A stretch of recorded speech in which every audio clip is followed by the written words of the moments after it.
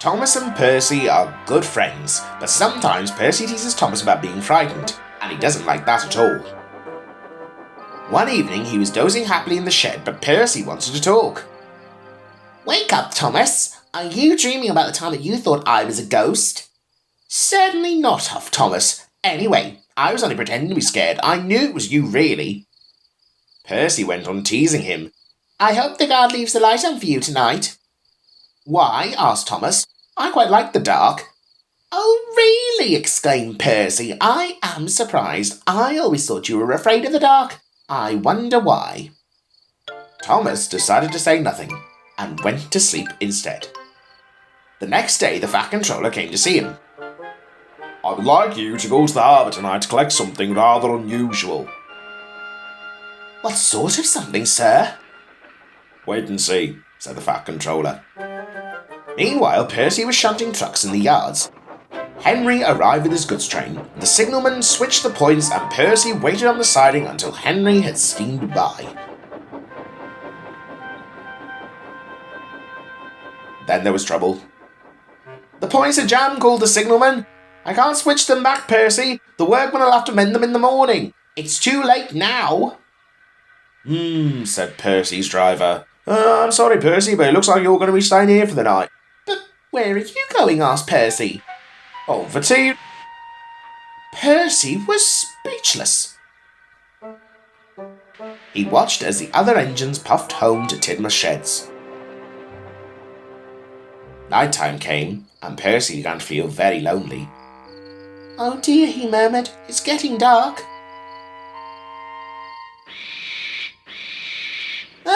What's that? It was only an owl, but Percy didn't realise this.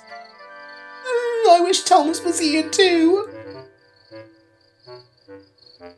Meanwhile, Thomas was waiting for his mysterious load in the harbour. When suddenly, there it was! "Cinders and ashes!" cried Thomas. "It's a dragon!" "Oh, don't worry," laughed his driver. "This dragon is only made of paper. It's for the carnival tomorrow."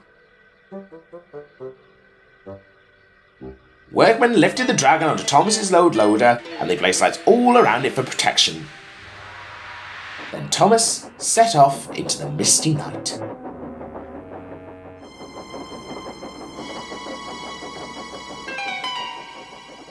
Percy was asleep in his siding and he had no idea that Thomas was approaching him.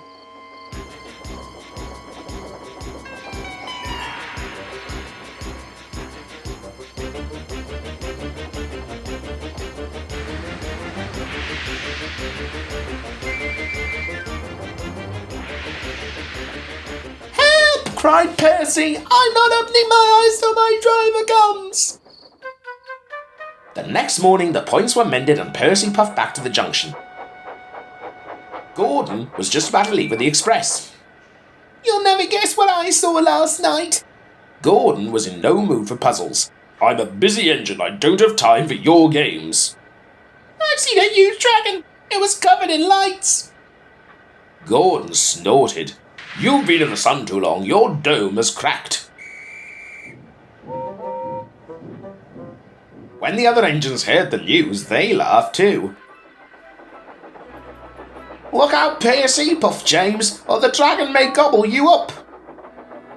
"No one believes me," sighed Percy. "I might have imagined the dragon after all." But Percy soon found out that he hadn't. "Help! Save me!" "It's all right," whistled Thomas, and he explained about the carnival. "By the way, how was your night out?" Percy decided to tell Thomas the truth. "Well, Percy," said Thomas, "maybe we do all get scared sometimes, but if we're not afraid to tell each other, then that means we're quite brave too."